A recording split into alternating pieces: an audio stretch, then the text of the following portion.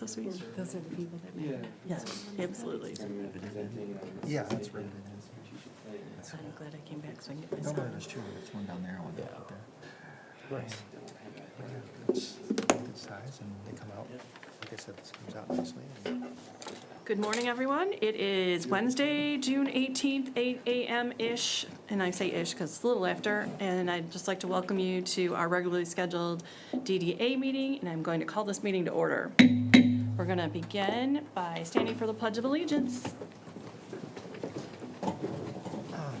I pledge allegiance to the flag of the United States of America and to the republic for which it stands, one nation, under God, indivisible, with liberty and justice for all. Thank you. Who's taking roll this morning? Valerie's not here, so we need a scribe. Okay. Alex, do you mind? Thank you. Sure. find everybody. I don't have everyone's name. Oh, I guess we'll just go down the line. Joe, Murgy, Here. Rob, Here. thank you. Valerie, not here. Jeff, Here. Paula, Here. Charlie, here. Kevin, Here.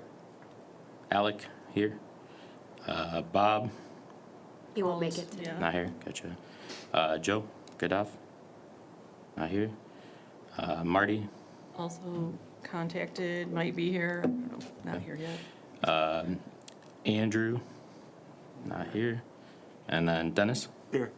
Gotcha. Okay, thank you. Oh, and Kevin? Oh, and did I say Kevin, right? Yeah, sorry. Oh, okay. I thought he was Let going me write down the names real quick. Great, thanks everyone for being here today. We have a good meeting on the agenda. First up, would someone like to make a motion to accept our consent agenda? I'll move it. Okay, and our consent agenda consists of the May 2025 regular meeting minutes. Who's taking notes today, then? Alec, are you doing that too? Sure. Okay, thank you. Was not prepared for that this morning. I can take care of that, Alec. You sure? Okay. I got paper if anyone needs it. Thank Okay. you, Rob. Okay, so we have a motion, we have a second. Second? Okay, and then, we're doing all, let's do, all in favor? Aye. Aye. Any opposed? Okay, great. Then we accepted our consent agenda. We can move on to the new business action items. First up is our May 2025 financial reports. You ready? So the finance director provided our regular set of detailed financial reports, including expenditures, invoices, account balance across all funds. So if we have any questions, I can get those back to Mark. Did everybody have a chance to look those over? No questions? Great. Then we can move on to our next item, which is proposed budget, or do we? I proposed think we budget need, don't we need a motion to receive and file on 5A? I'll move it. Okay. A second. All in favor? Aye. Any opposed? Thank you, that passes. Then next, we have our proposed budget amendments. Mark has also presented the DDA budget amendments for board review and approval. Once approved, these updates will be submitted to City Council. Just to clarify, the amendments result in a net zero impact to the overall budget. Revenue and expenditures are both being reduced by $24.50, so the overall balance remains unchanged. Certain delinquent property and personal property taxes are unlikely to be collected, so that's part of the adjustment. And on the expense side, we're reducing personnel-related costs, specifically wages, Social Security, and operating supplies. If there's any questions, I can also pass those along. I just have one. I was surprised at the amount of delinquencies that are uncollectible, 18,000. Can you find out Yes. personal, well, it can't be real, I don't think, but I it's don't- probably personal, but it seems like it's a multi-year to be 18,000. I believe it is, but I will get you details on please? that. Absolutely. Okay. Any other questions? Is the additional increase in the rubbish collection, is that due to the additional pickups that are occurring? Yes, and I believe he has reallocated the line item Joe Rager, maybe you have some more details on that. The rubbish, the increase in rubbish, I believe it's just moving line items. Yeah, the additional Yes. pickup, additional cost. Yes. So you're right. Okay, any other questions or concerns regarding this? And do we need a motion on this one? We do, I'll move it. Thank you. I'll second it. All in favor? Aye. Any opposed? No. Okay, next we have the Clausen Market update. So the Clausen Market is off to a strong start. It's a revitalized effort that's honoring the longstanding farmers market tradition that Penny took on for many years. We have moved it to reimagine it through the lens of our downtown development goals. So we've relocated it to the southeast lot. This not only increases visibility, but also drives more consistent foot traffic to local businesses. The first 3 markets have shown quite a bit of momentum. We have noticed a few things that need to be adjusted, including signage. So that's being done. I had originally intended to place an order, but it seems like we can do that in-house thanks to the help of Brandon and our Parks and Rec. So we'll be taking care of that this week. We'll increase the signage at 14 and Main, also at the location, and we've got a sign at Rotary Park placed right now.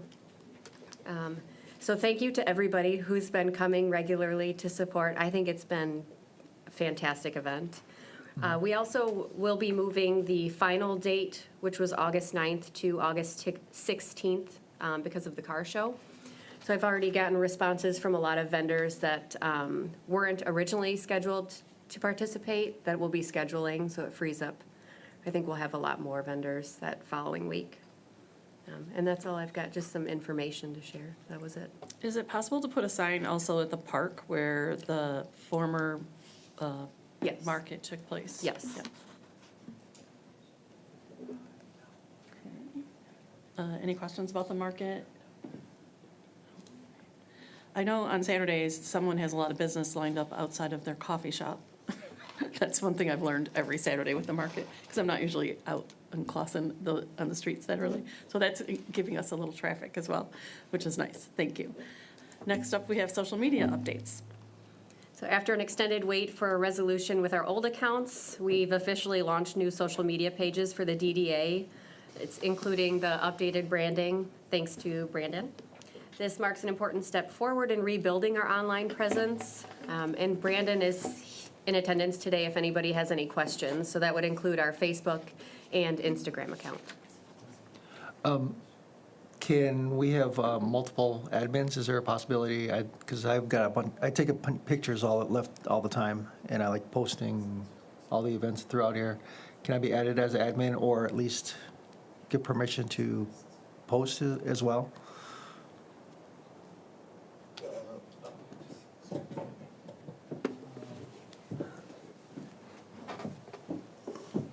Good morning. One. As far as administration, we want to pretty much keep it in-house, so that would be subjected to the approval of Joe Raker or a DDA director. Okay. Any more questions about the social media pages?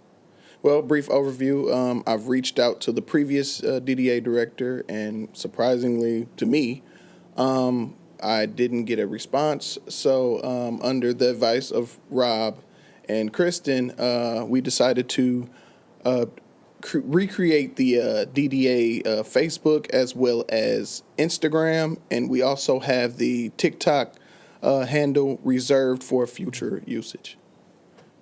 And that should be everything. Yeah, thank you. Thank you for your hard work. Brandon Birch, our communications, I don't know what his title is, communications marketing expert here at the city. For those of you who are like, who is that guy? That was Brandon. Thank you. Okay. Any other questions regarding social media? I mean, back to your question though, can't you just send it to him or?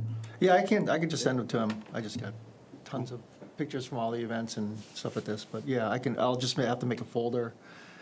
I'll make a folder for everyone to share, something like that, some kind of Google Docs folder that everyone can post up all their pictures and whatever I mean, is going on. It would probably be better if you made a Google Doc that we could. Yeah, that's true. A Yeah. Drive or whatever. That can be made today. Yeah, okay, perfect.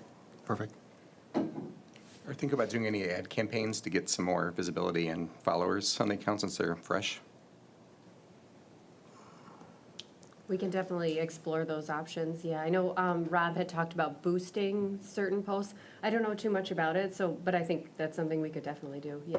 Awesome, especially if the market ones would be nice to get Yes, visibility yes. out there. I mean, there are small costs for like boosting your posts or boosting advertising through social media. When I say small, you know, talking like 20 to 30 up to $50 a month. It's really, really minimal to obtain that many people outside or for the target that we're looking for, because we're just looking for the immediate city and just the surrounding. We're not looking beyond a 45-minute drive or looking beyond like 30-minute drive. But Hyper-targeted. If we're gonna do that, though, you probably wanna look at the ROI, so yeah, who would be in charge of that? Or do we all look at it? I guess we'd have to figure out a budget for that, right? exactly, Yeah. exactly.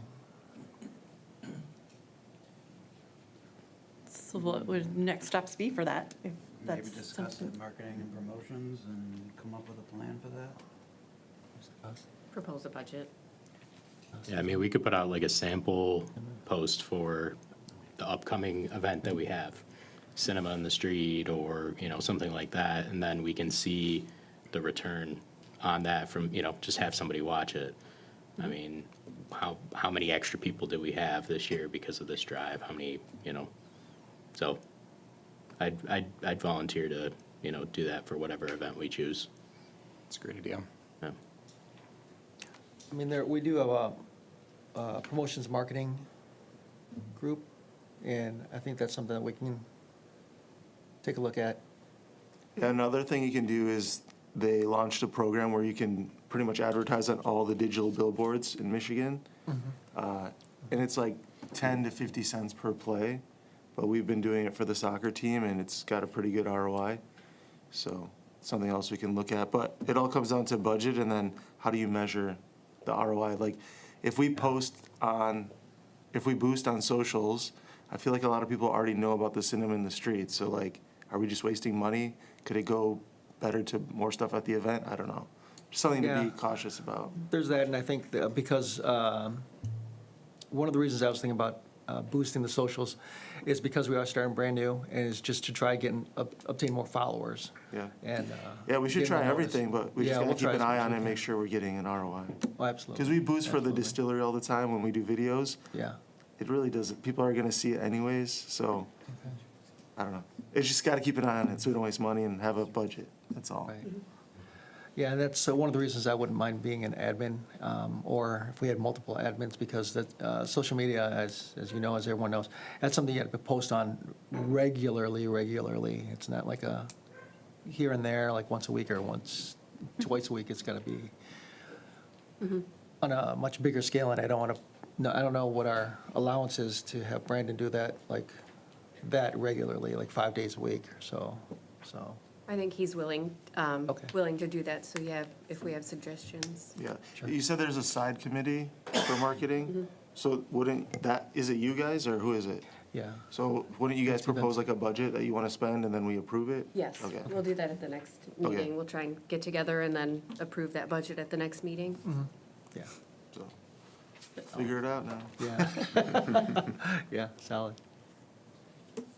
So, yeah, we've decided that the Promotions and Marketing Committee will meet prior to our next meeting, and that we will decide on a budget to present to the board to either approve or adjust. But in Rob's concern about having access to the site and being able to post to it, there shouldn't be an issue with that because Charlie has traditionally done that, correct? Yep. Yeah, so I think it would be smart to be able to have access from maybe a couple people, and I see someone shaking their head, but I do think it's. How do you coordinate that though? Like what if you post and you post at the same time? Like, it's almost better to get like a calendar and then Right, do it for a month in advance or something. with times, yeah. There's a lot of schedulers out there we could use that are very inexpensive. I think there's a built-in scheduler now too. There is. There is. Yeah, in Meta Suites. Yeah. Yeah. Okay, well, marketing, good luck.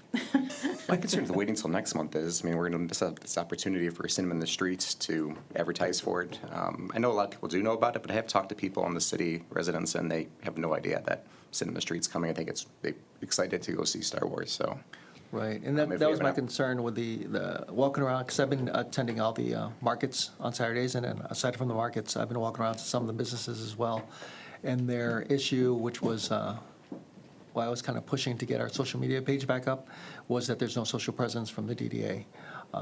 And I had to explain how come that was, and so that's why I was really pushing to get this back up. And even though we're starting from zero, I'd rather start from zero now than start from zero in 8 months, because we don't, you know, Could just, approve some minimal, some whatever budget for the next month to, do X amount for, Yeah, so what would be, I agree, that's the way to go, to give a budget, to approve a budget right now for some sort of social media, something, and that the marketing committee can go ahead and act upon immediately, so- before we have our next meeting. And then they can come back to us with a plan moving forward.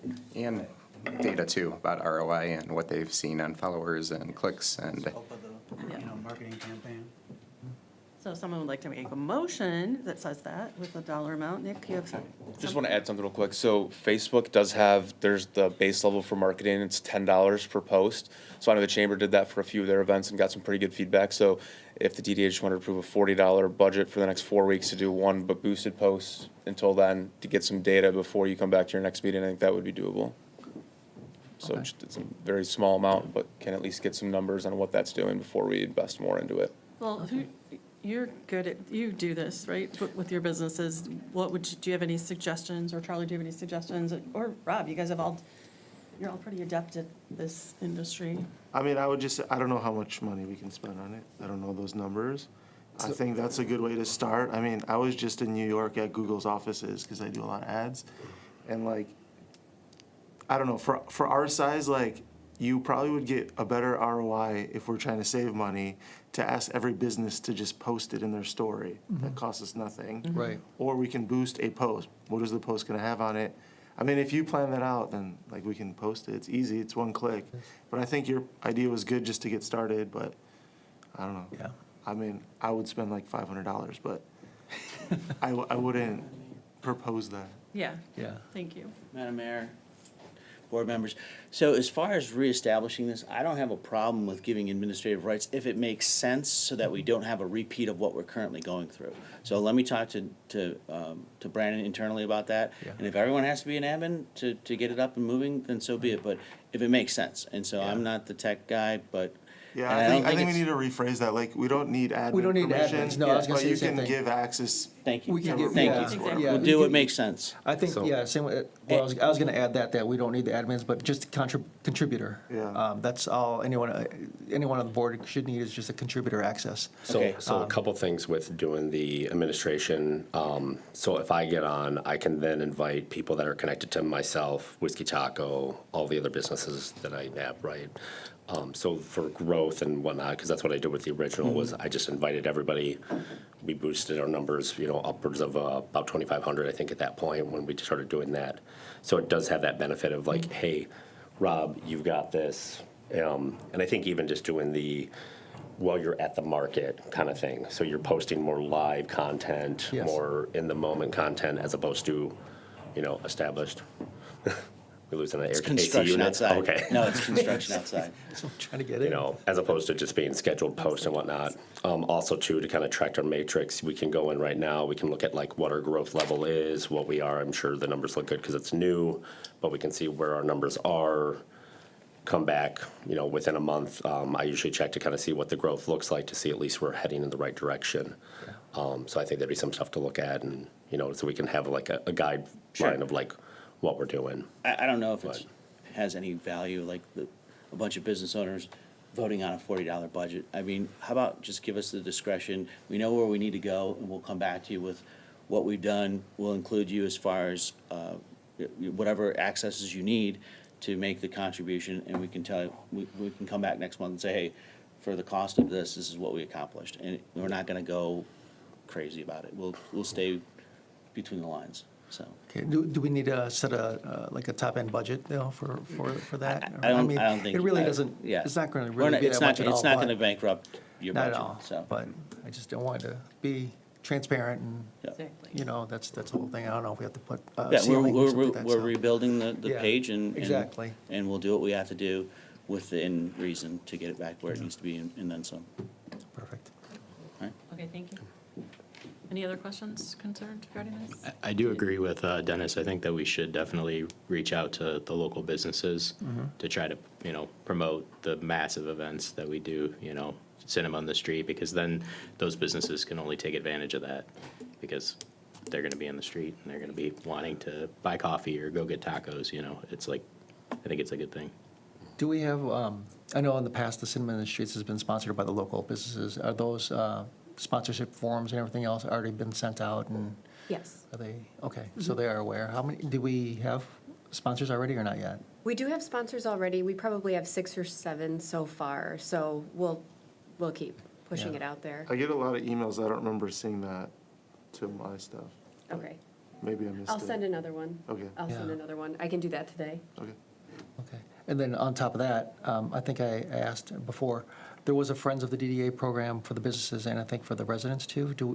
Is that a membership thing, or is that up to date? And how many members do we have in that, or how, if I recall from last year? So from last year, I think there was only one that I saw record of, but that could have been just because I was new to it, not very familiar. I did want to have a conversation about that because I want to make sure it's not doubling on any chamber efforts.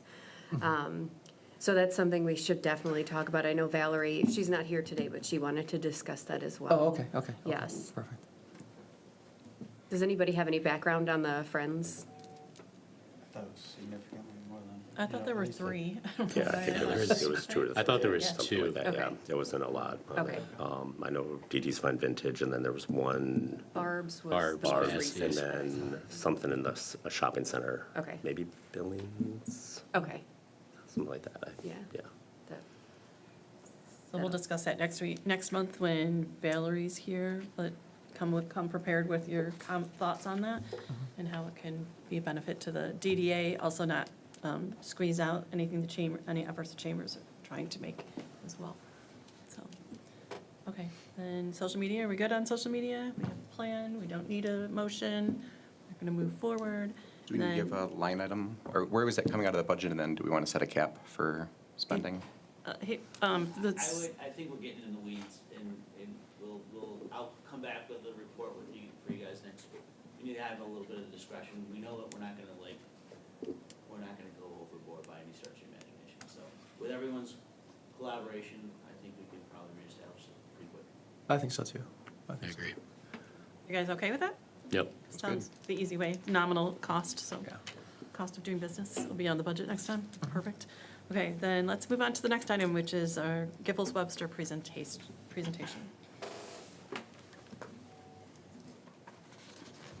so we have Andy from Giffords-Webster, and we have Nate here as well.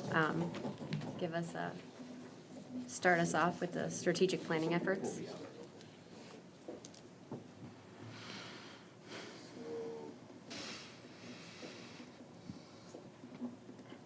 Sharing the screen now. Here we go.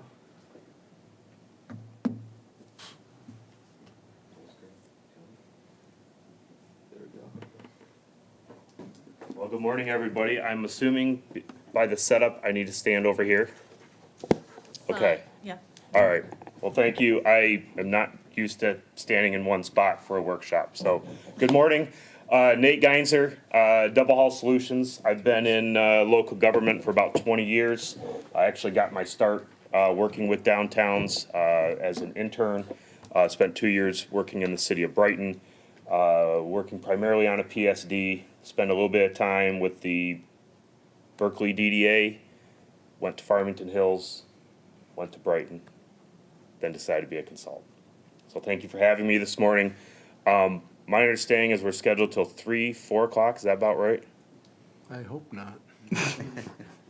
Okay, so we need more coffee this morning. I will cut back on the jokes. So Or you could start with. we changed up. I'm going to change this up just a little bit, just because of how this meeting was set up. This was your formal meeting. I've got 3 sticky notes in front of you. Before you leave today, I want you to write your top 3 priorities on those sticky notes for the DDA. I don't care if it's a project, I don't care if it's an operational goal, I don't care if it's an event or whatever it happens to be. But I want you to put those on this piece of paper before you walk out the door.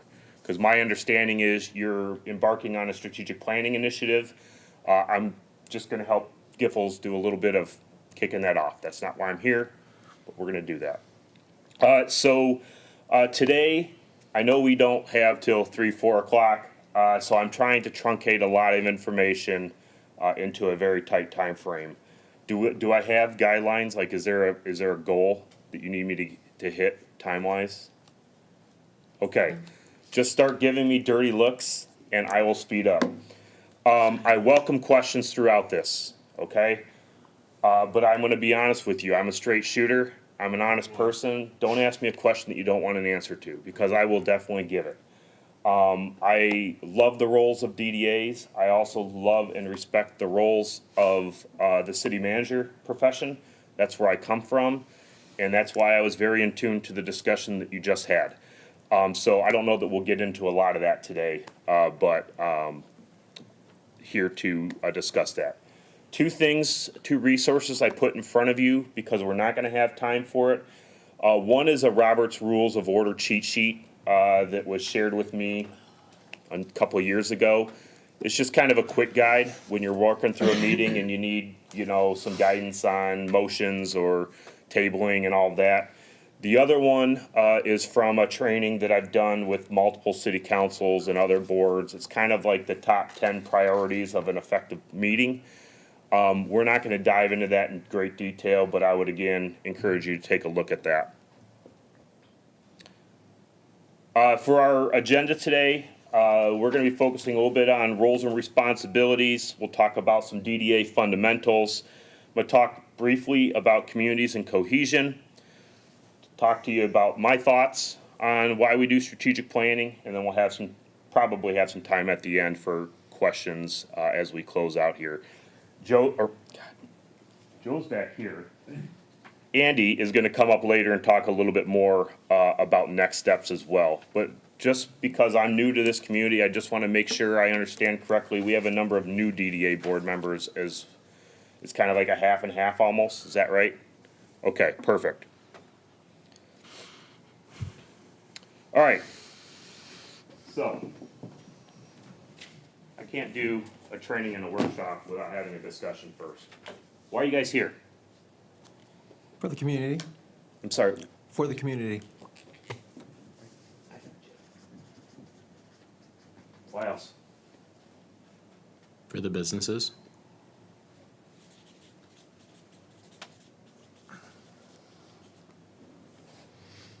Staff can participate too. This is not like, at least for my rules, everybody's game, so. What about you personally? What made you want to join the DDA? I live in Clawson. Live in I love the Clawson? city.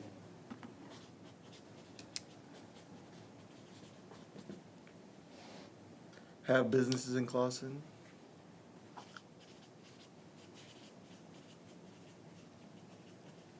What else? What made you choose to want to invest in Clawson? You could have gone to Royal Oak or It was a good deal Berkeley at the even. time. Good investment. Good investment? It's a growing city.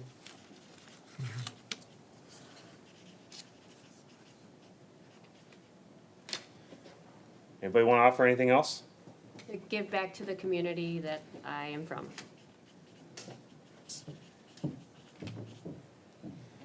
Last call. Service. Service.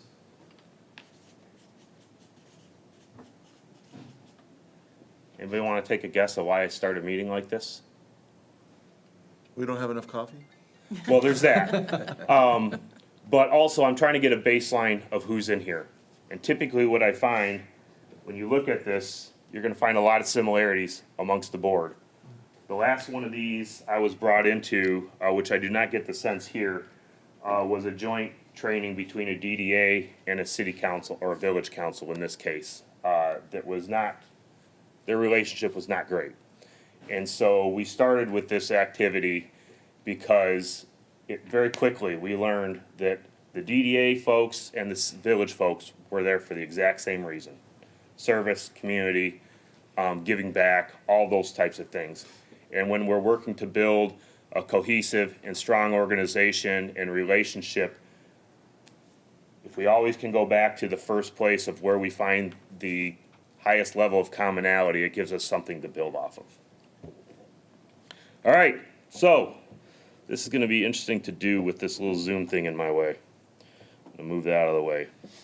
So especially for you newer members, congratulations. You are an official, an appointed official, and with and becoming an appointed official comes with responsibilities. And I'm not gonna read this whole thing, but thank you. Because finding good volunteers, finding people that will take the time to give back to their community, especially at 8 o'clock in the morning. Our DDA in Brighton started at 7.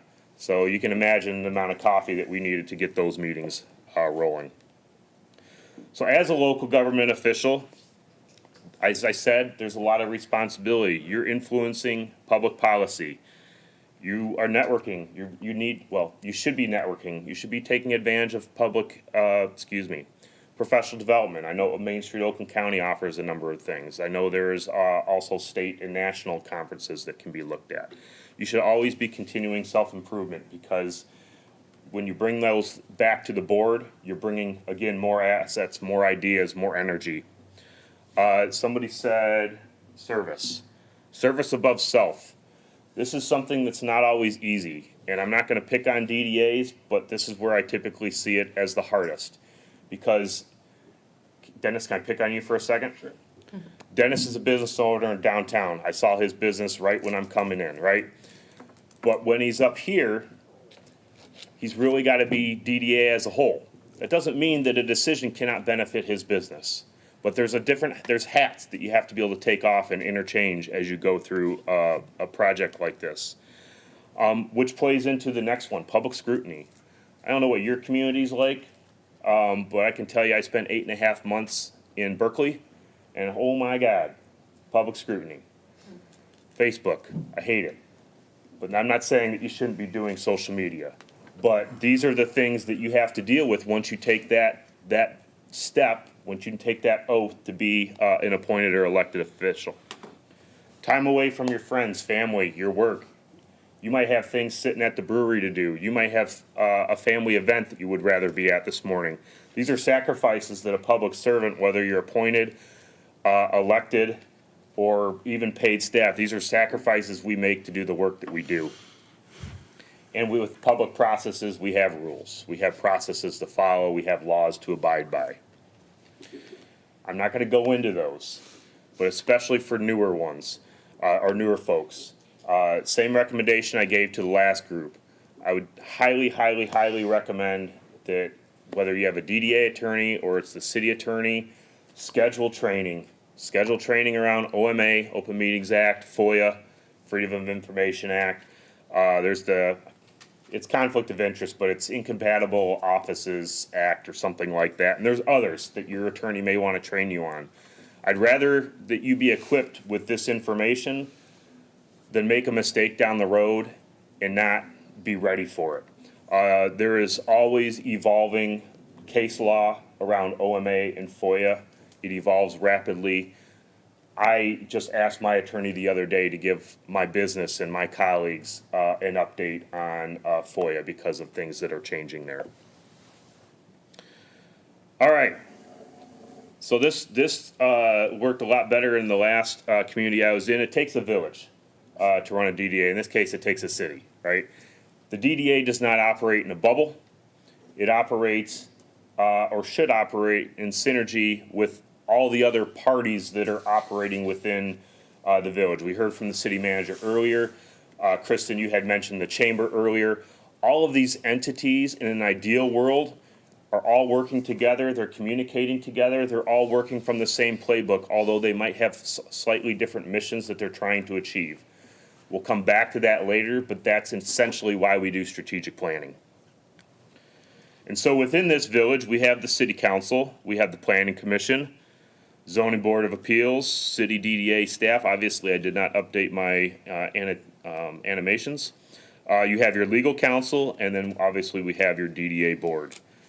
And again, if I am talking too fast, please just say something, because I can do that, especially when I feel like we need to move. So, village council.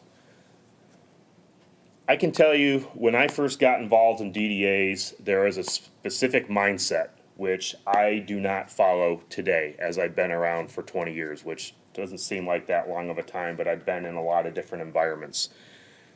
The DDA and the city should be very closely aligned. Do they have to be 100% on the same page? No, I'm not saying that. But there was a time and a place when it was advocated that DDAs are like this, we are this divine entity that is on its own. We have our own resources, we have our own rules, we have all this, and the city does that. The DDA's resources are the DDA's resources, the city's resources are the city's resources. I don't buy that line, because ultimately the DDA's resources are the city's resources. The only reason the DDA has those resources is because the city has allowed you to have those resources. The county has allowed you to collect those revenues. So we have to have that holistic community mindset as we are looking at how we best invest those resources within the community. And again, goes back to why you're here today, strategic planning. Planning Commission, you're gonna have interaction with the Planning Commission. I think you guys have already been through this. I skimmed through your 2020 DDA plan, and you've got discussions of zoning in there, and land use changes, and zoning rewrites. And I think I saw somewhere in some of the survey data, there's some talk about changing some additional regulations. Planning Commission's gonna need to be at your side, helping you through that process. As you're working on making and deciding about capital investments, we need to incorporate that into our CIP. I should have mentioned this earlier under Village Council, but when you're doing your budgets, that's all gotta be incorporated within city budgets. Zoning, these are not my areas of expertise, but ZBA might be coming into play at some point in time. You may have a property owner that has the coolest idea ever, but they don't meet the setback requirements by 3 inches. Well, we can't just ignore that, because unfortunately, where'd Joe and Nick go? We have rules that we have to follow, right? So the only way we can address that is to take that to the ZBA and try to get the ZBA to determine whether or not that is a hardship is not the right word. Andy, can you remind me? Practical difficulty, thank you. Staff. Joe, can I pick on you for a second? And Nick and Kristen, that discussion earlier, I was so in tune to that because Joe's absolutely right. If you want to have an effective organization, you gotta have faith in your staff that they're gonna act within the bounds that have been set forth. These are your tools. The DDA, again, these are my views. There might be some disagreements, but the DDA is very much like a village council or a city council. You are the policy body. You are the policy body, you set the priorities, you set where we're going to invest, you identify the projects that are gonna be moved forward with. Once that decision's made, it's up to staff to make that happen. Now, the slight difference here is, which Joe's gonna talk about later, is you are a Main Street community, as I recall correctly. So there's gonna be some nuances here, especially if you are utilizing those different committee structures. Because Main Street program relies very heavily on volunteers. And a lot of these programs and initiatives may be leveraging volunteers to make those things happen. Again, my view, those are like an extension of staff. Those are your worker bees to make sure that these things happen. Legal counsel, I see way too many communities, and I'm not just talking about DDAs, I'm talking about village councils, city councils, staff that don't rely enough on their legal counsel. When in doubt, ask the question, spend the $180 an hour or whatever to make sure you feel like you've got the background to do whatever it is that you're going to do, versus being on the cheap and not asking the question and finding yourselves in trouble later. And then obviously we have the DDA board. But all those bodies have to be in sync. You can have disagreements. There's ways to work through that. We'll talk about that later. So as far as your role as a DDA board, again, we kind of talked about this policy, planning, projects, managing the funds. We heard about that earlier. You do develop your budget, but ultimately it does have to be approved by the the city council. Advocacy. Somebody said businesses earlier was why you're here. Advocating for those businesses, advocating for those voices. And I'll talk about more about why that's important here in a minute. Managing your personnel. Now, there's a lot of different ways that you could do this. I have a particular model that I appreciate, but if you are an organization or a DDA that it has their own staff, you're responsible for that. In this case, I think it's a shared staff role, so it gets a little grayer, but it can work. And it can work really, really well when you have that connection and synergy amongst staff. I actually think it kind of eliminates some overlap and confusion. And then obviously your committees. I'm assuming with your committees, probably there's like one board liaison at least on each committee. Okay, so if you have one of those roles, you're the one that's bringing those committee reports back to the DDA board to make sure the whole board is up to date on what's happening in all these committees. Does that sound about right? Ish? The chairs usually. The chairs, yeah. yep, okay, great. Okay. This is a slide I like to spend a little more time on. And this was more needed where I was in my last training, but I think it's just as important here because this does apply to the DDA, but it also applies to your elected officials that you're working with as well as the things that staff has to be mindful of. Your constituencies. Too often, I hear our constituencies are our residents. They're our voters. DDAs, it's the businesses, right? What I'm trying to get across here, as you are working and you are representing the DDA and you're administering these funds, there's a lot more constituencies out there that you are responsible to, whether you can think about it right off the bat or not. So your residents, the people that have paid the taxes that are ultimately coming to the DDA for its use and investment. I've been in multiple communities where a lot of people don't understand how DDAs work, why they're there, why they capture what they do, why they invest in what they do. So it's at times, especially when that confusion is at a high, it's one of the responsibilities to try to help those residents understand the value that the DDA brings. The businesses, this one's a no-brainer. I think was it Alec that you said businesses? It's a no-brainer. Businesses don't vote, which is kind of problematic in some ways because the decisions that you all make, the decisions that a city council makes, impacts the businesses as much as it does the residents in a lot of different ways, depending on what the item is. Nonprofit business organizations, I think Kristen mentioned the chamber earlier. There's probably other nonprofit groups within the community. Some communities will have a downtown business association that's separate from a DDA. Some communities might have very active civic clubs that are around. Those are a constituency because a lot of times those are the people that are putting on events in your downtown. Visitors. I'm assuming part of the work of the DDA is to get more people into the community, to get more people downtown to patronize our businesses. They're a constituency. If they're not happy with the cleanliness of town or the trip hazards or whatever it happens to be, that's going to come to the DDA and the city.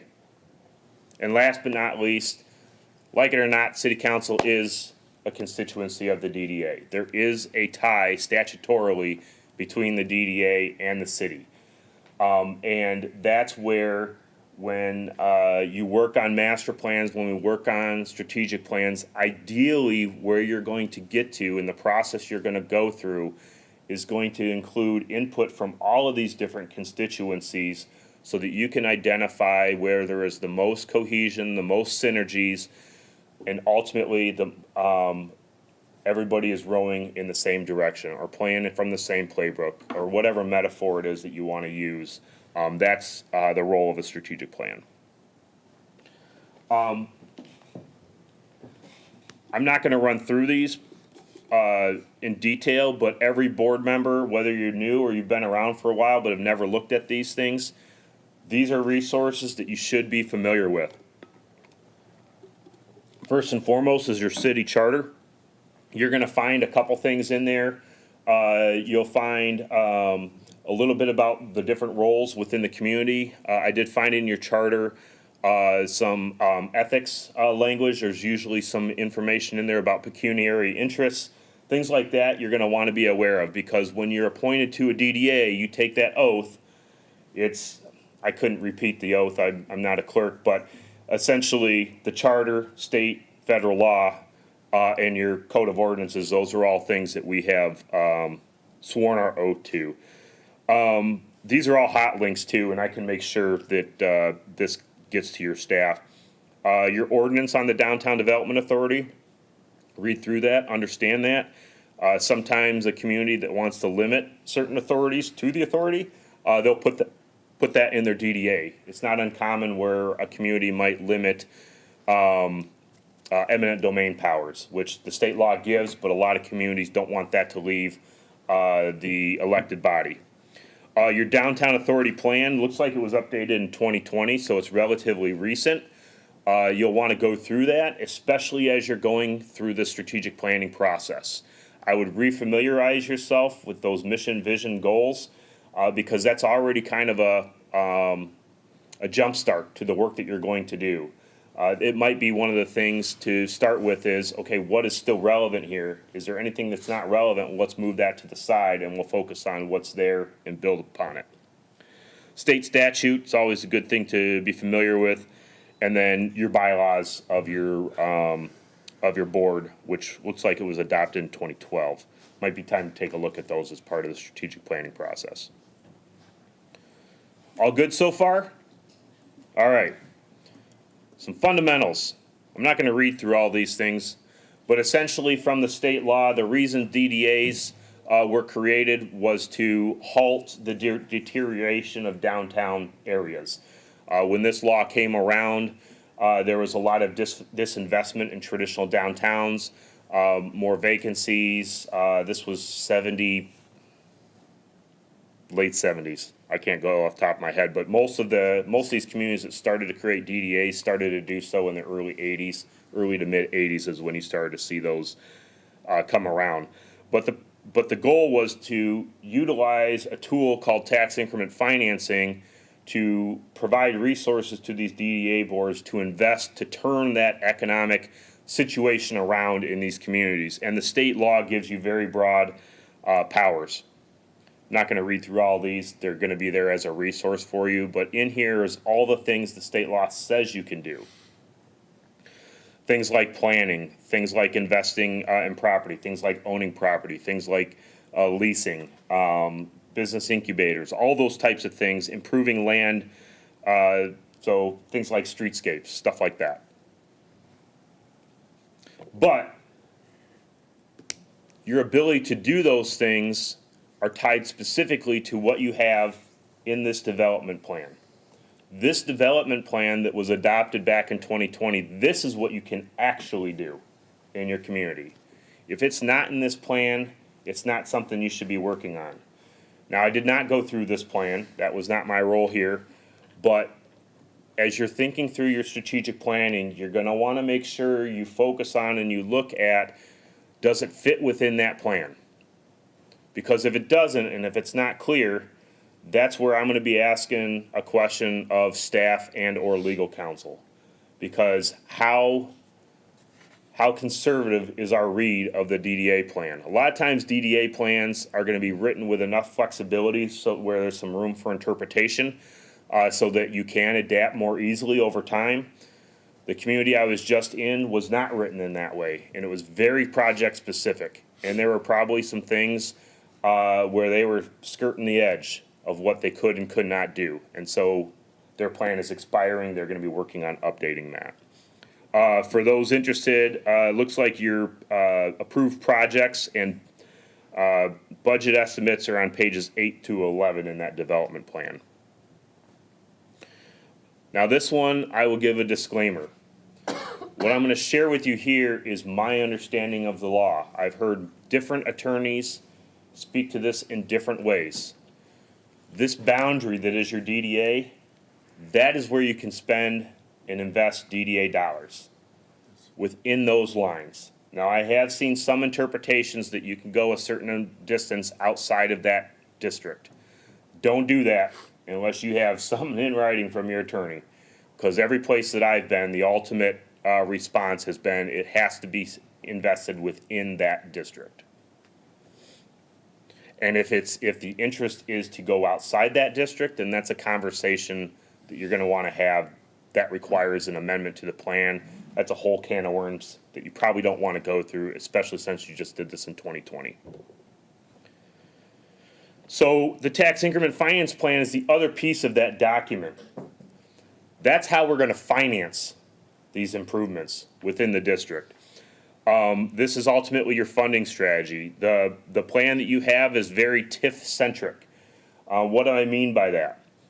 Your TIF plan, which, again, depends on which community you're in, allows you to capture 100% of the increment within your community. That's why I really emphasized the constituencies, because 100%, and I have a slide next, 100% of all of the tax growth within your DDA is coming into your budget.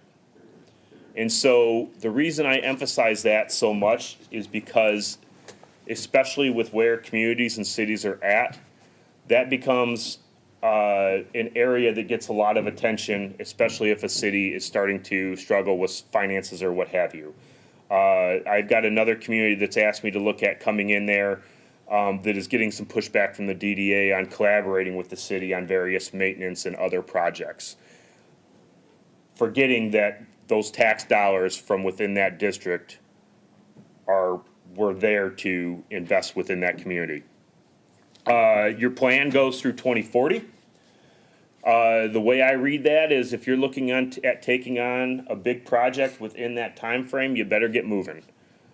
Because most of the time, 10, 15-year bond term is about as long as you're going to be looking for, depending on what type of project that you're at. But if you had this idea that we're going to take on a big project and we're going to bond it for 20 years, you're going to have to find a way to fund those bonds after that 2040, or you're going to have to extend your plan. So just things to be mindful of as you're doing this strategic planning. Any bonding restrictions that the city may have had on the DDA, that's all going to be found in that area. Some communities want to make sure they have final authority, which I think is primarily required anyway. Some communities will limit the bonding authority beyond what the state act provides. Again, that's all based on how that plan was written. Okay, tax increment financing.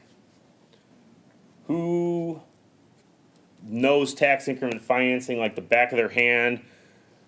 Joe Barber comes up to you and says, what is this TIF thing? You can explain it right out the gate, no questions.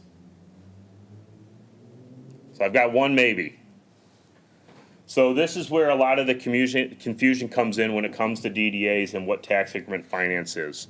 So I'm gonna give you the nutshell definition, but it's something that as time goes on and you continue to serve the DDA, I would spend the time to meet with staff, talk with staff more about how this works. So back when this DDA was first created, which forgive me, I don't have the year for you, the city council said, here is the value of the land within the DDA. Let's just call it $1 million. All of the property, all the taxable value within the DDA is $1 million. We're gonna cap that. At least how your plan is written, we've capped it at that $1 million. Going forward, everything, all the taxes generated from that initial $1 million stays with city coffers, stays with city funds, stays with the city general fund, or any special millages that you might have. Going forward, everything above that is captured by the DDA. So let's say now, today, 10 years after your plan, or again, I'm making stuff up here, but let's say that downtown property or those downtown properties are now worth $10 million. The city is only getting the 1 million of taxable value. That other 9 is coming to the DDA. And again, that's why I go back to this, when we're talking about strategic planning and we're talking about how the DDA works with the city, it's why that is so important, especially when you're capturing 100%. And yes, again, disclaimer, these are my viewpoints. You might find for your community, it needs to work a little bit differently. You know your community better than I do. I'm just telling you some of the politics that come into play between DDAs and councils so that you're aware of those as you continue to move forward and the values within the district continue to grow. So why TIF? Why do we use this tool? Something I used when we were looking at creating a new TIF tool in Farmington Hills, because economic development's a team sport. At least that's the way I look at it. So TIF, you're not only capturing city taxes, right? You're capturing county millages. You're capturing, well, you're probably not capturing the libraries anymore. You might be. I don't think you're capturing the zoo and the DIA stuff. Wasn't that exempted as that part of that law? I think those are out now.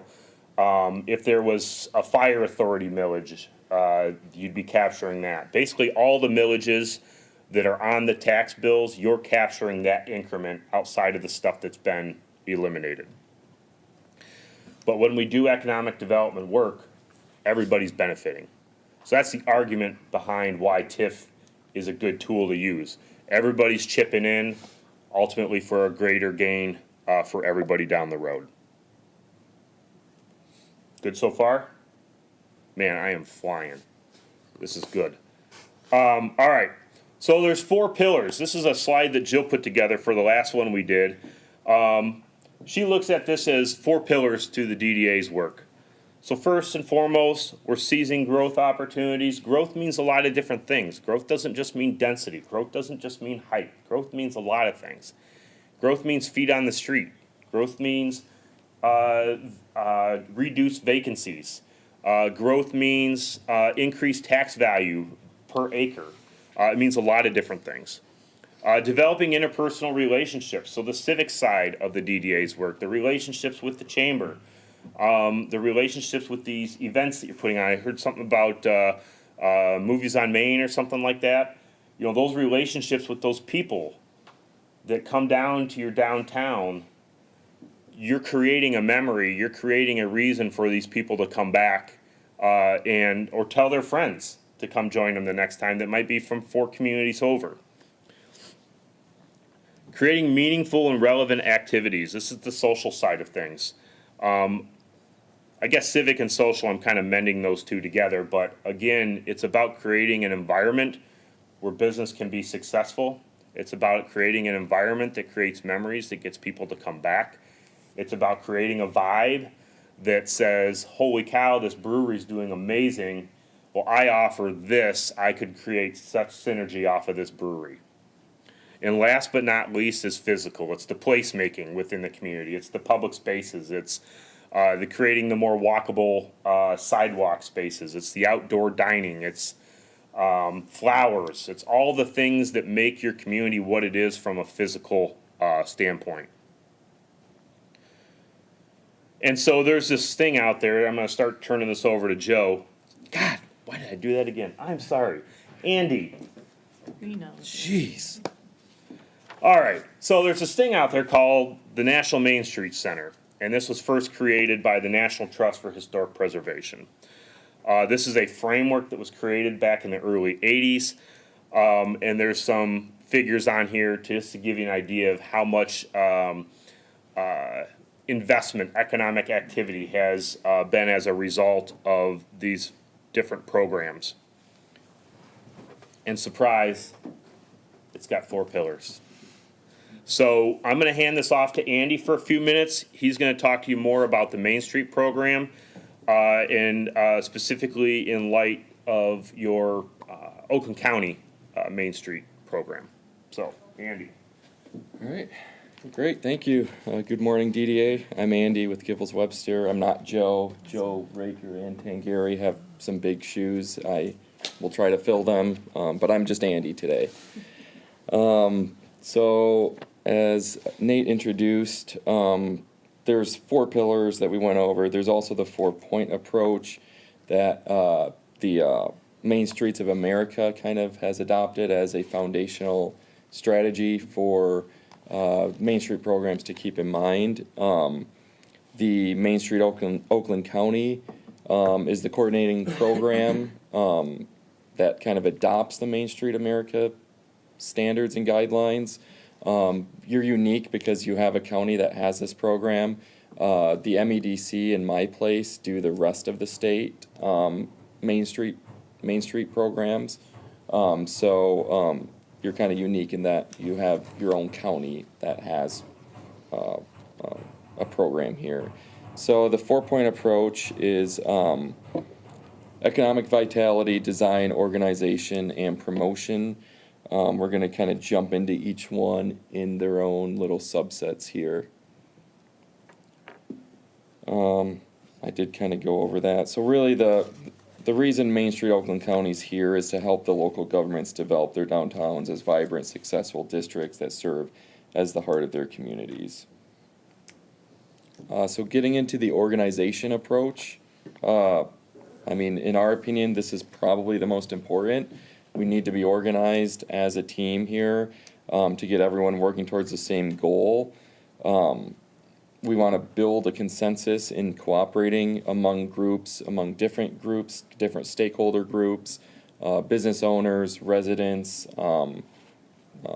visitors, everybody involved here in the Main Street and downtown. Also a good point with the activity Nate did, I mean, building out the commonality is a really good step here for the organization. Realize where our foundations are, where our commonalities are, and work towards the same goals based on those. Economic vitality is another of the 4 approaches. So helping businesses expand, helping them recruit new business to the community that can respond to today's market.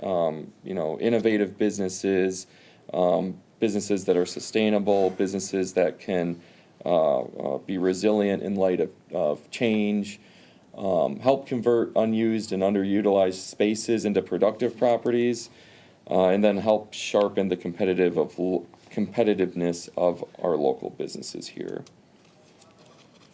Design is the other approach. So design helps support the community's transformation by enhancing the physical, the visual, and the tangible assets of your downtown. Really helping it be set apart from another community. When you go to a different community, making sure you have your own visual appeal that is unique to you is a very good part of this design approach. We want to capitalize on the best assets here. We want to develop an inviting atmosphere here. And I put a couple points here because you are working towards that. It's very clear with I guess these 2 points kind of fall under what was recently done with the city's master plan and the city's downtown plan.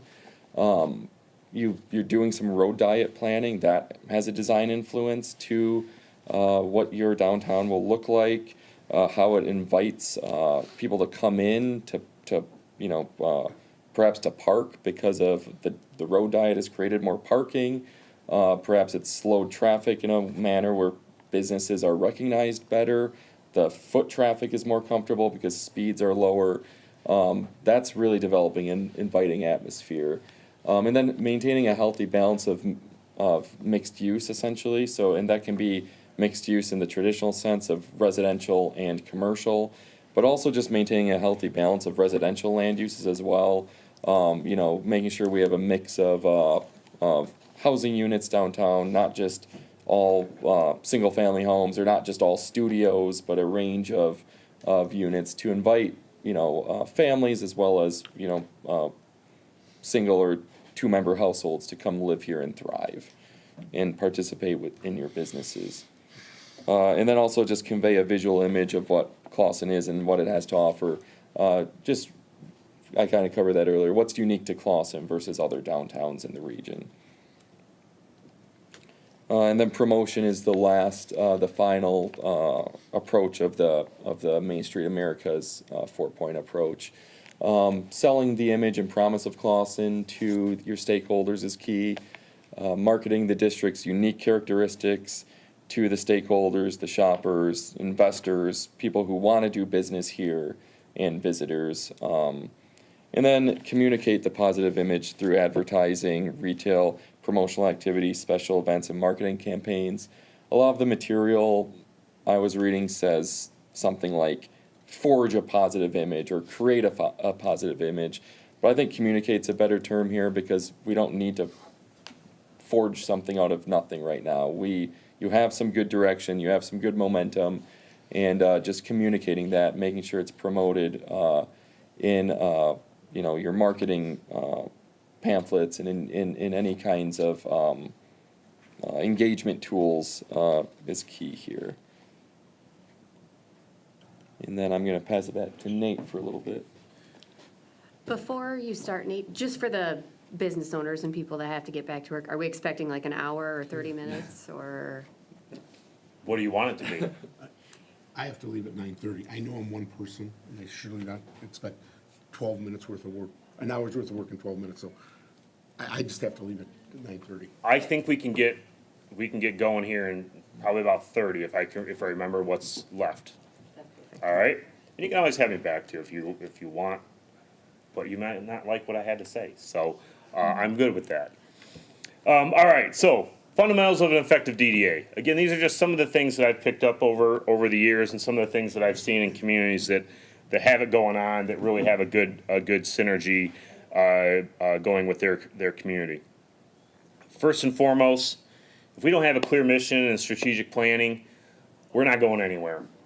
If you've got this group wanting to do this, and this group's over here, and this group's going this direction, and this group's going this direction, and this group's going up there, and these groups are going down there, and I feel sorry for them, you can't movement. You can't move anywhere. If everybody's pulling in a different direction, what are you doing? You're standing still. And so that's the role of a strategic plan, is to help us start to align the directions in which people are pulling. I'll save a little bit of that more later. I'll save the rest of that later. Strong, gosh, I wish this thing would move. Strong governance and leadership.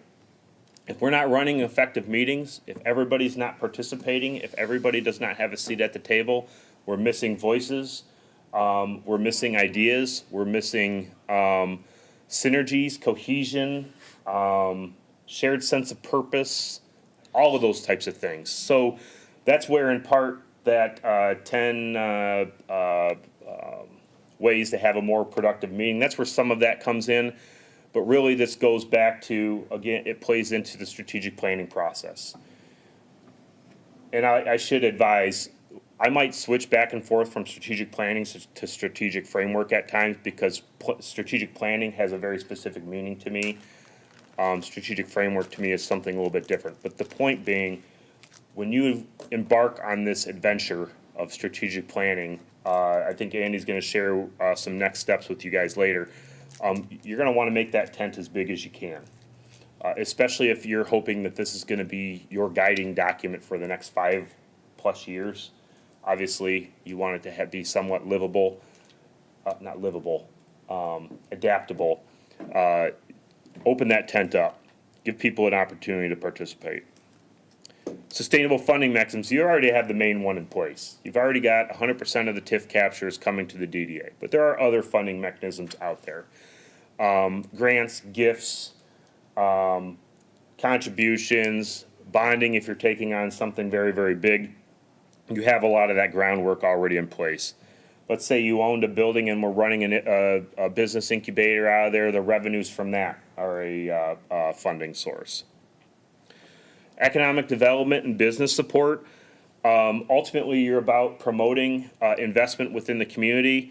You're trying to halt any deterioration or these vacancies, but this is a space where I also offer a word of caution.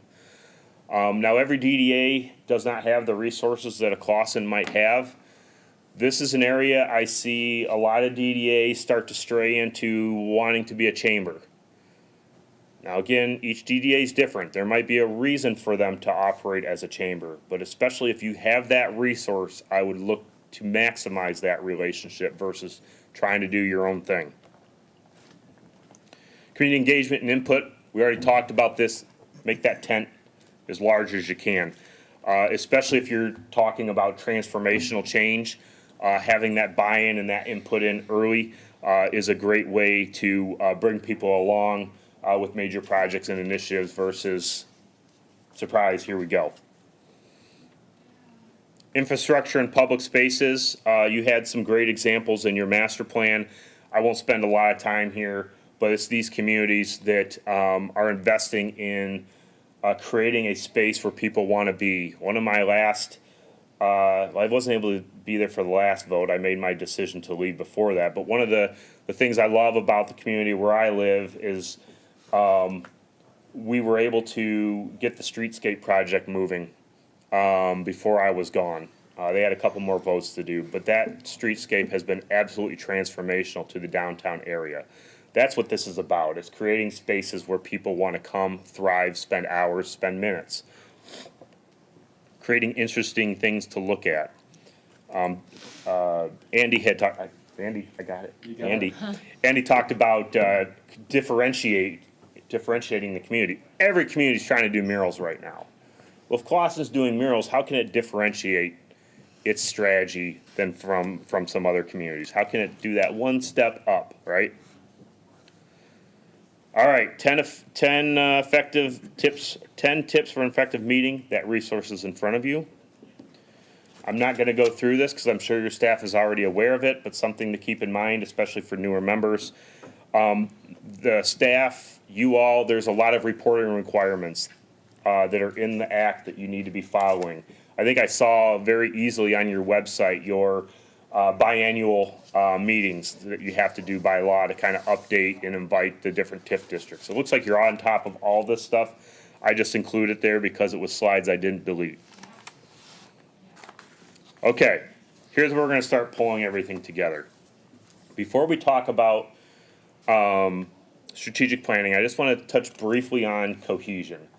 Why I want to touch on cohesion, I am not an expert here. It's an area that I am continually trying to learn more about and understand more, because the more I get involved in different communities, this word keeps coming up. And this word keeps being at the heart of the challenges that I see when I'm brought in to support a project, a training, or whatever it happens to be. So why communities struggle and fail? This is just two resources that I like to lean on. I offer them to you if you're interested. The first one is 13 Ways to Kill Your Communities. It's a fun read, especially if, like me, I'm a born pessimist. So it takes a little bit more lighthearted, pessimistic approach to helping guide a community on the things that you should be doing to make yourself better. Like, the premise that Doug starts with is, okay, don't do drugs, right? He talks about his work with high schoolers. Don't do drugs. Don't do other things, like the things the teachers, parents tell you not to do, right? And he was seeing that with his students, that was not very effective. So he came into his classroom and he said, okay, we're going to do a different exercise. Who haven't I taught? Charles, Yes. how are you going to ruin your life? Oh, so many ways. You want to ruin your life, right? So what are the steps that you actively have to take to ruin your life? I'm summarizing it, but in this book, it's like, okay, if your goal is to kill your community, what are those things that you need to do? So it's like, live in the past. Don't collaborate. Don't take responsibility. Like, if we don't want to do those things, we're going in the wrong direction. So it's kind of like the what not to do if you want a successful community. It's a fun read. I've known Doug for a few years now. I continue to talk to him every once in a while. How does this tie to cohesion? So this goes to the second book up there that I was introduced to, I don't know, 4 or 5 years ago. And it's the 5 dysfunctions of a team. I was in a community where the team was not working very well. I had been trying for years to say we need to do some team building, and it came too late. But this was ultimately the premise of the team building that they did was based on Patrick Lencioni's work. It's turned to a more positive outlook to training the 5 behaviors of a cohesive team. So what keeps us from being cohesive? And remember earlier we were talking about cohesion between the DDA and the community. So this is why I bring it up. A lack of trust. If we do not have trust, we have nothing to build upon. Fear of conflict. Conflict's a great thing when it's done appropriately, but we have to create the environment where we can deliberate in an effective manner. Lack of commitment. I'll come back to that one. Avoidance of accountability. If we're not holding ourselves accountable and if we have nothing to hold ourselves accountable to, we're going to have a real hard time creating some synergy, where we're going to have a real hard time creating trust. Well, actually, we need the trust before accountability. But that being said, lack of results. This is what keeps organizations, teams dysfunctional. So now let's twist that a little bit to why we do strategic planning. Why we do strategic planning is it's about prioritizing initiatives and giving us the framework to make informed decisions based on long-term goals. And yes, short-term as well, but I'm talking specifically about long-term goals. As a DDA, as a village council, as a city council, as staff, you are expected to solve everybody's problem. You're expected to provide every service under the sun. Not by every individual, but that's kind of the world that we live on. It's impossible. We can't be all things to all people. We only have a limited amount of resources.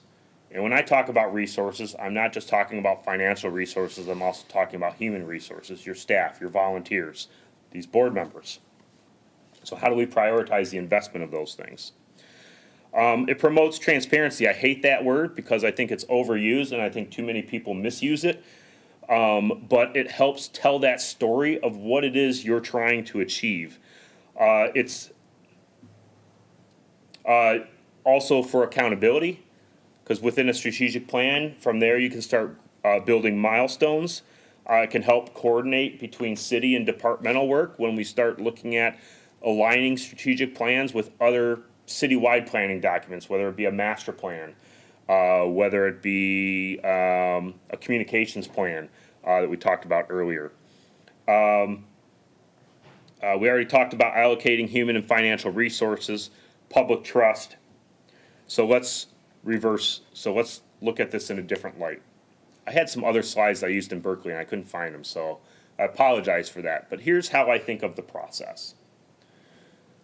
For us to build a strategic plan, we have to first start with this framework of trust.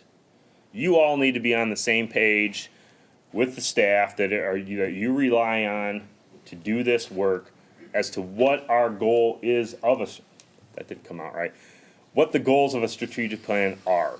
Like if we're going to go down this adventure together, if we're going to survey folks, if we're going to engage folks, what is the end goal?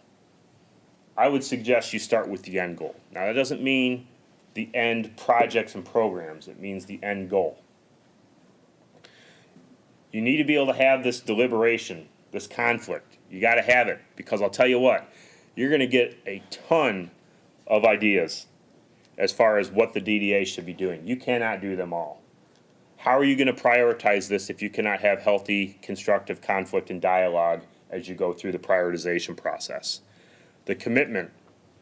The commitment is the strategic plan. Once that strategic plan has been committed to, that's your document. And I take a pretty firm role on that. I had this conversation with the Berkeley City Council when I was there. If you're going to try to do anything outside that strategic plan, the first response is no. Show me where it aligns with our strategic plan. And if it's not there, that starts a different arm of the flow chart, right? let's say a new priority pops up. Fine, we can have that conversation, but we need to have it at this board level. We need to decide, okay, where does this priority need to fit within the strategic plan? But then I'm gonna guide you what's coming out of the strategic plan.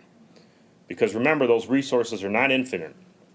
You can't just keep piling stuff on with resources and have all these goals that are unreachable because you'll never be able to pay for them all. Staff will never be able to get them all done. So it forces, if you use it right, it forces the hard conversations that need to be had around how we prioritize resources. Accountability. We can use this strategic plan by setting metrics, by setting objectives, milestones, whatever you want to call them.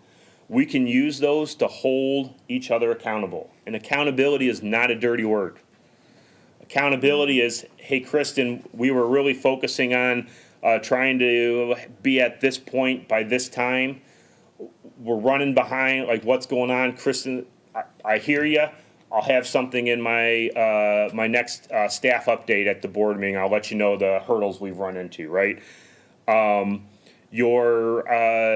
Let's say you had a goal in there of more feet on the street at your events.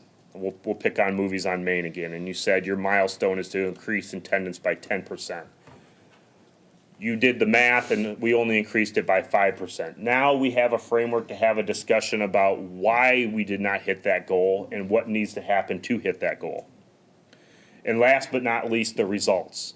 The results is what comes from that plan.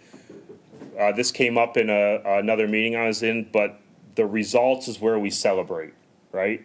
Don't be shy about your successes. It can be very difficult to try to celebrate when you are a public official, a public servant, whatever you want to call it, because it's just not how we're raised. It's not how we're trained to boast, to celebrate, to brag, to say all the awesome things that we've done. But celebrate those, and that goes to your discussion earlier on social media. Throw a party. If you rock out that first year of strategic planning, throw a party. Okay, I'm going to try and bring this home, so I think we only have a handful of more slides. You have a framework. You have the plan that was adopted in 2020. Again, my recommendation, I don't know, I'm not trying to go against what Giffords is working with you on, okay? That's not what this is. I've worked with Giffords for many years. But you have on your website and in this plan, you have a mission statement. Is this mission statement still relevant? You have a vision statement. Is this statement still relevant? You have goals that have already been set. So I would start with a review of those before you start going into, thanks, Joe, before you start diving in on the public input or your stakeholder input or what have you, because you can use what you already have to design the framework of how you're going to ask questions of the community or ask questions of businesses. You can use this to test, okay, is this still relevant or not? Okay, so the hierarchy, everybody probably knows the fundamentals of strategic planning. You've got your goal, you've got your objective, you've got your action items. This kind of goes back to roles and responsibilities. At the goal end, this is the policy end. This is where the DDA is at, supported by staff, what have you. When we start to get objectives, we're going to start getting a little more specific. The role of the DDA starts to shrink. The role of staff starts to increase, because staff's role is there to help you figure out how to get this stuff done with the guidance of the board and your volunteer assets. Action items, again, the decrease of the DDA role, the increase of the staff role. The staff's there to get that stuff done.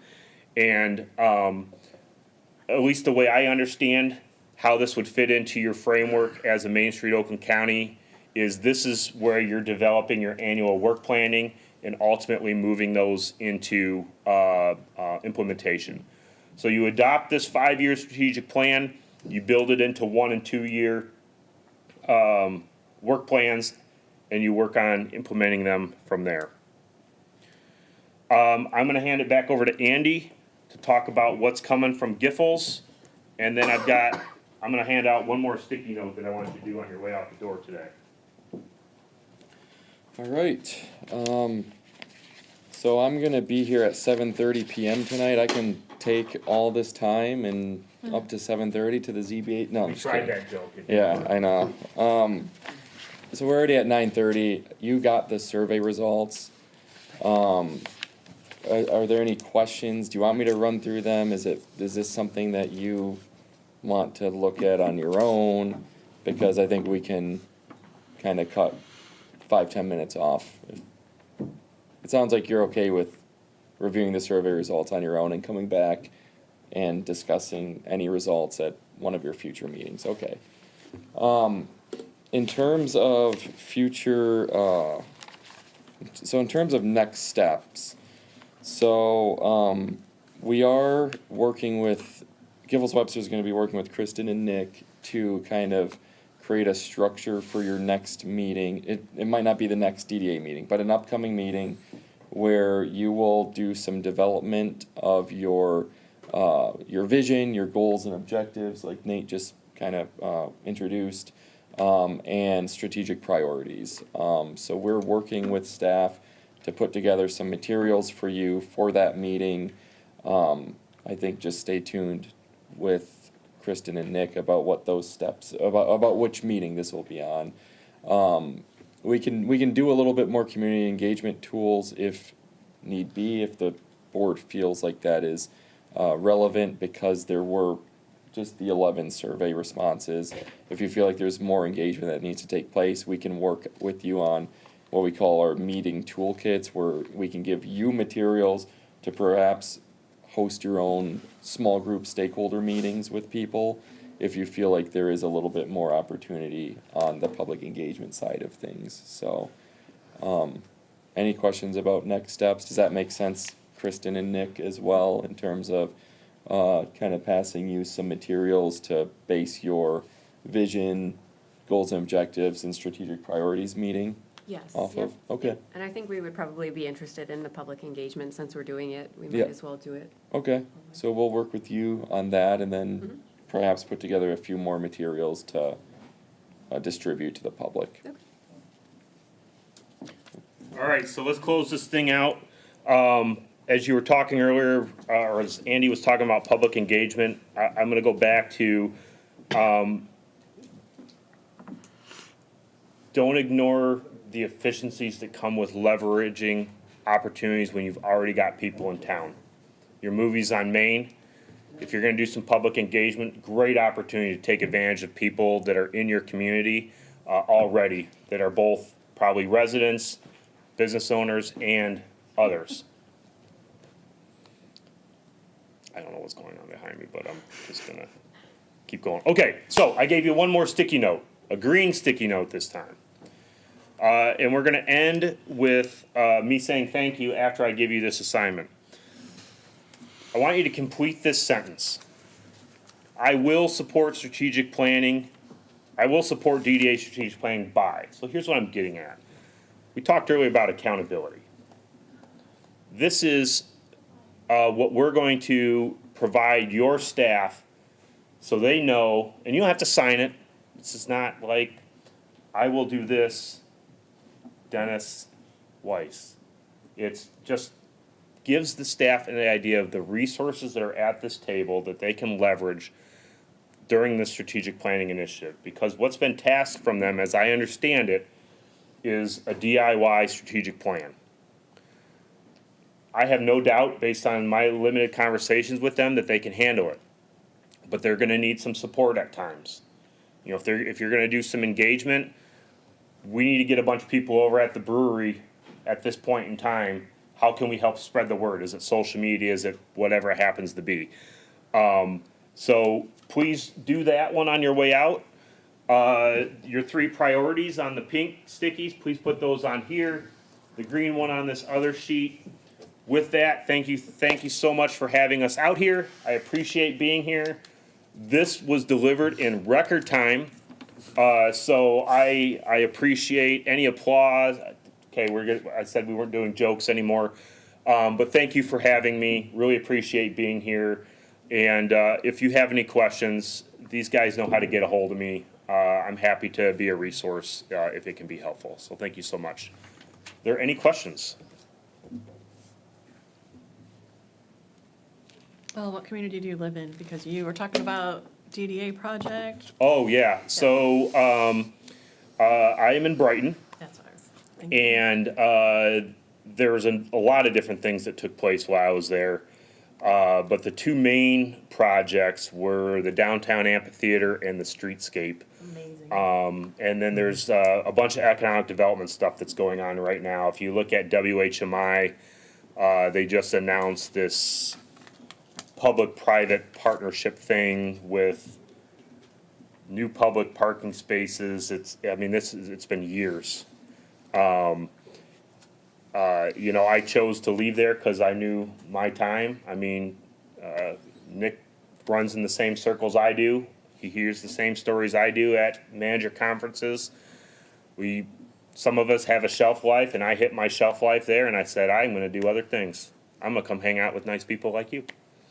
So, Brighton's a great example. My last stint was in Berkeley.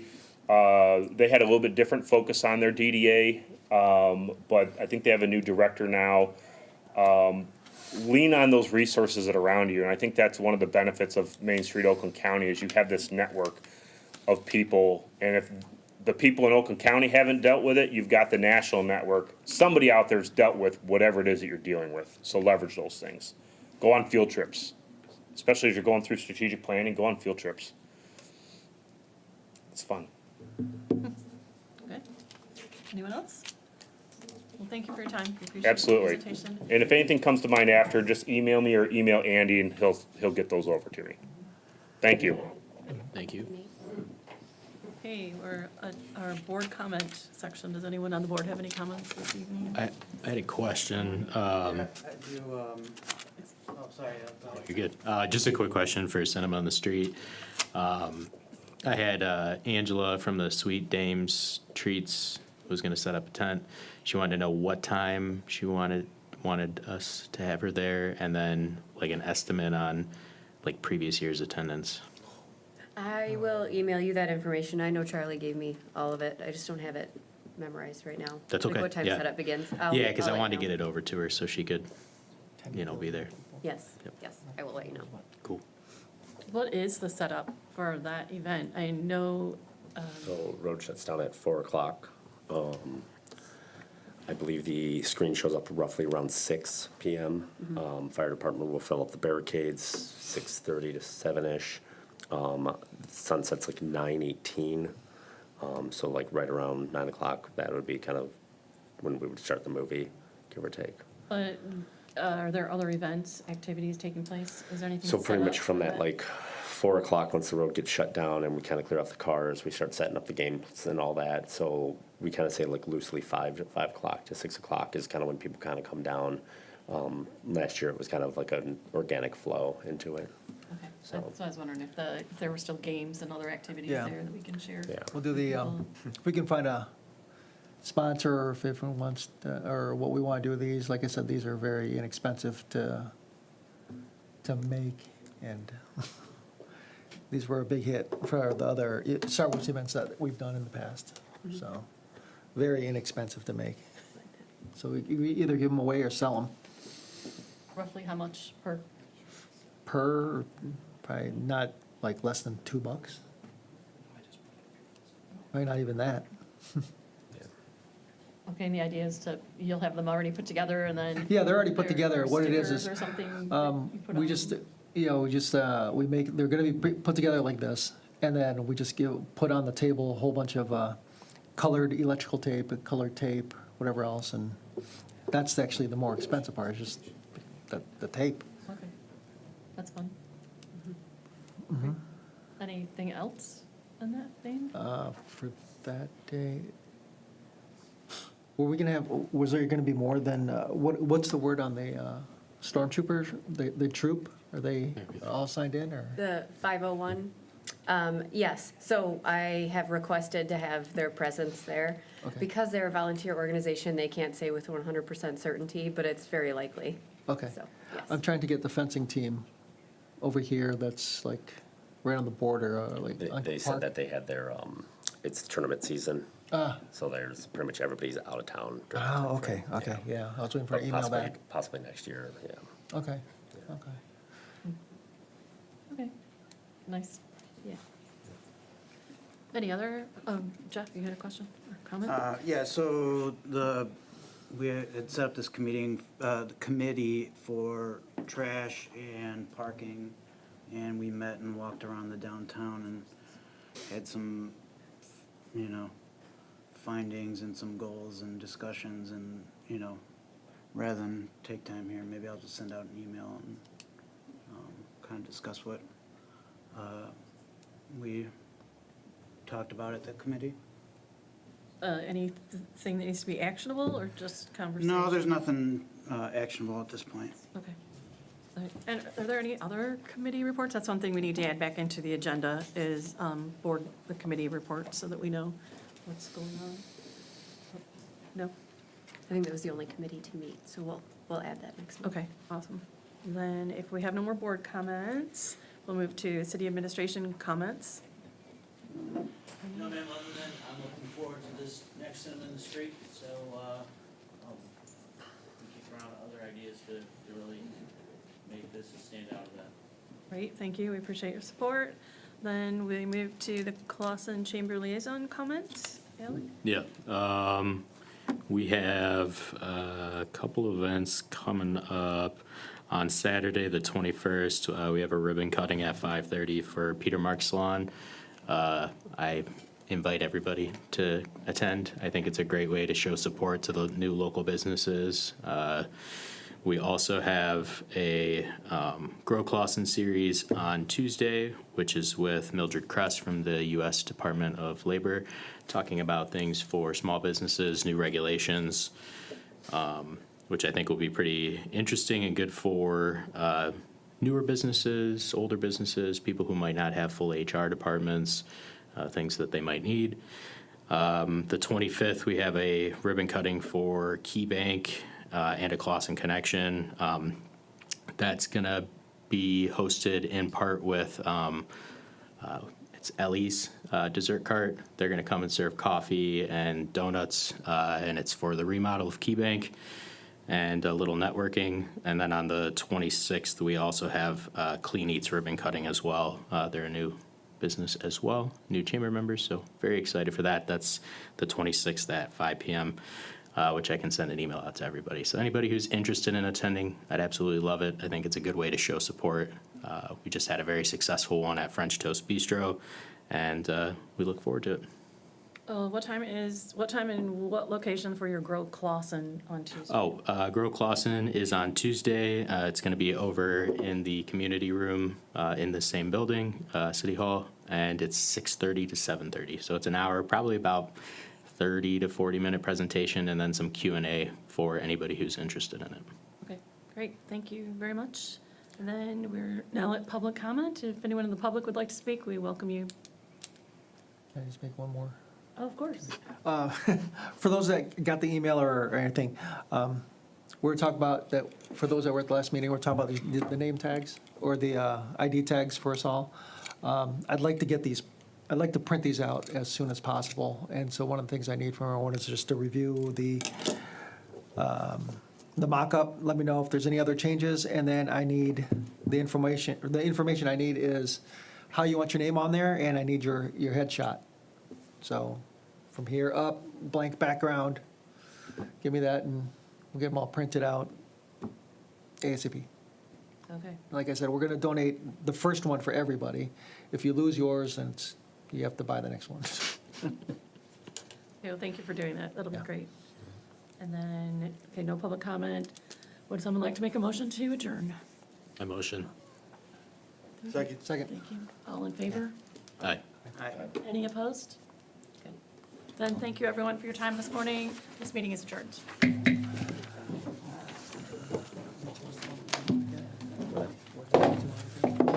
you're just giving reports of strategic